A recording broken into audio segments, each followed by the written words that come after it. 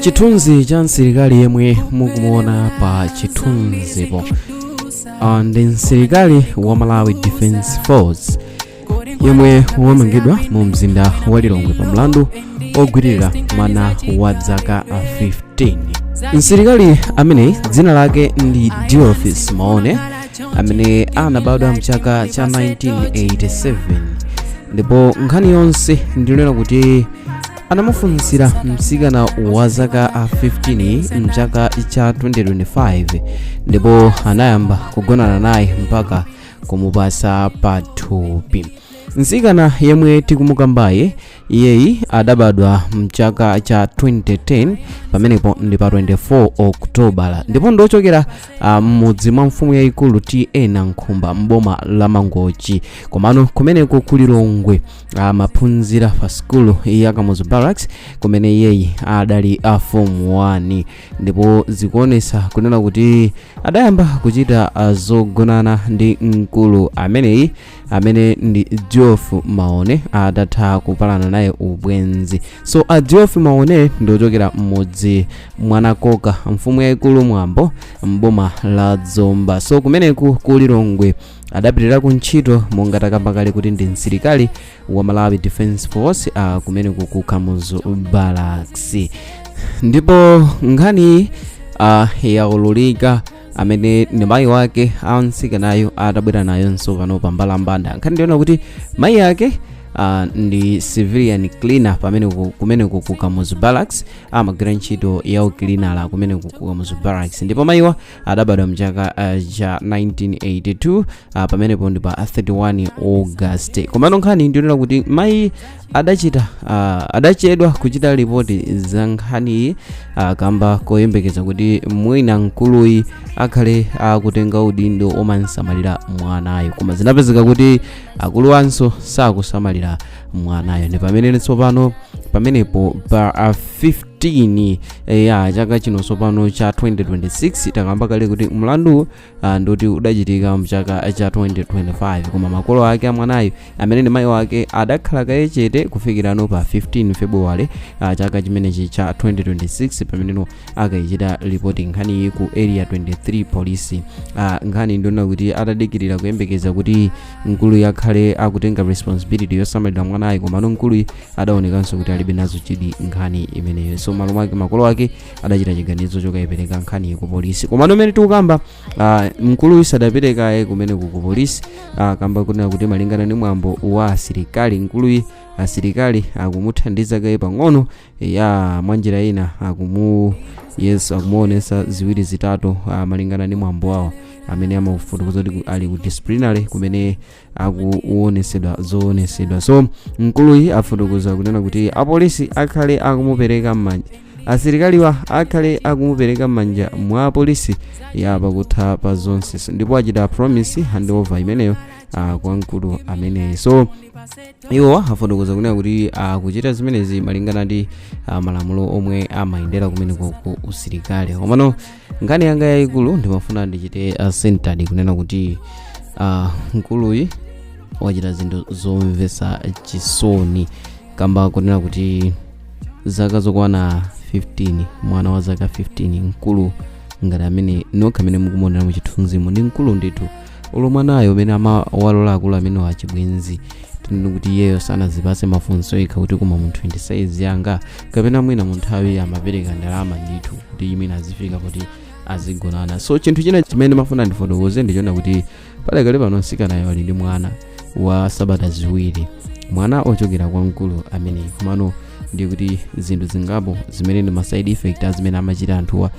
zikhale zikuonekera chifukwa chona zoti mbali yoyamba ya mwanayi takamba kale kuti mwanayi adali wa mu form 1. Yes, ndi skulu pamene popo imakhala kayodi yayima ndi kuti akhale ndi nthawi yosamalira mwana kufikira pamene mwina ngatanga chitenso chiganizo chobwerera ku skulu komano amene ndi amodzi mwa delays amene angakhale akuyimisa tsogolo lake la maphunziro. Mbali ina imene tingakambe ndi yemwe ali msilikali yemwe wapereka mimbayi ndiye kuti ino ndizachiziwikire malingana ndi malamulo ndi kuti mkulu ameneyi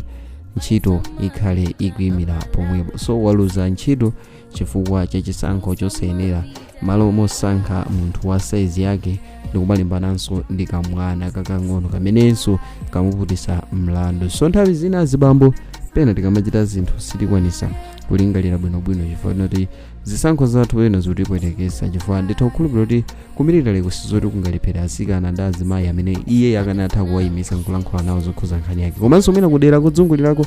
sakadalephera kupeza mkazi oti mwina make nkukhala wa size yake. Komano boma likupitirira kumamanga anthu ngati amenewa, koma zoonekabe kuti anthu osiyanasiyana sakupezerapo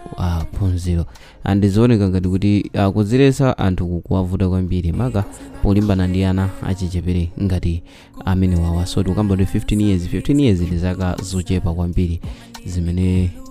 munthu wankulu ngati uyu sanayenekanso kukhazirakulako ndi mwana ngati kamene kaka. So kumbali ya makolo ake ndinene kuti no awapasanso chiphinjo china chifukwa choti pamene papa ndiye kuti ngati khololi alimavutika kale kupeza zinthu zina kuyenjezeranso mwana wawo wapezeka kutinso wapasidwa pathupi ndi munthu yemwenso sakunsamalira ndikuti chiphinjo cha makolo wachikhale chikupitirirabe. So ndinkhani yonena kuti pambali pa zonse ndinkhani yomvetsa chisoni kunena kuti nthawi zina zake zinthu kumalawi kuno sizikuyenda bwino. Komanso chinthu china chimene ndimafuna ndikambepo ndichonena kuti anawa amene ndi achitsikanawa pena nthawi zina tizikhalako ndi mindset change, kaganizidwe ka sharp kuona kuti nthawi zina zake tizikwanisa kupanga reason zinthuzi no matter what kuti anthu amapromesa motani kaya amanena kuti ndi upasa chani kaya amati nditani, koma nthawi ina yakatsika anaiti timayeneka kumachita reason. Nthawi zina kumayang'ana komwe tikuchokera komanso nthawi zina kumaona ma side effect amene angadze pa zimene tikufuna kuti tizichite. So zisankho zathu nthawi zina zimayeneka zikhala zisankho zimene ziziza chifukwa kuti tinakhala ndi nthawi yakuchita reason komanso kuchita opt chinthu choyenera osangofikira kuchita decide kuchita chinthu opanda kuchita think about it kangapo konse. So nthawi zina tikati tiyang'anisise mbali zonse ziwiri, nthawi zina zimaoneka kuti azimayi kapena atsikana tinene kuti atsikana osati azimayi koma atsikana amene ndi achichepere nthawi zina tifufuze nthawi ina zimaoneka kuti amakhala amaziyamba dala like kuzichita seduce work mudziwa zilakolako masiku ano zofulumira kuwagwira anawa. Komano ndimafuna ndikambe kunena kuti no matter what komano tazikwanisani kuchita reason pochita zinthu chifukwa kuti nthawi zambiri kukhali ngati izizi ndizopeweka komanso amene tikumapezeka kuti ndife anthu amene tikuchita mchitidwe umene umagona ndi ana achichepere tizikwanisanso kukhala ndi reasoning mulu mwathu kunena kuti uyuyu no matter what kuti kaya kundikira seduce motani kaya ndi body onika bwanji komano ngati zaka zake sizuchita match ndife. Let's try to control our emotions kwa ana ngati amene wawo chifukwa zoti mapero azonse timapezeka titagwa mu msampha kapena mu mbuna manso chivuto chimene nthawi ina tikanakhala titangozilesa sizinganatha kuthera momwe zililimo. So tinayeneka kumakhala ndi nthawi yomaganizirapo kawiri katatu pa zimene tikuganiza kuti tizichite. So ndimafuna ndidziwe maganizo anu kuchokera mu comment section pa nkhani imeneyi kuti mukuona motani. Takamba kale kuti padakali pano kaya asilikali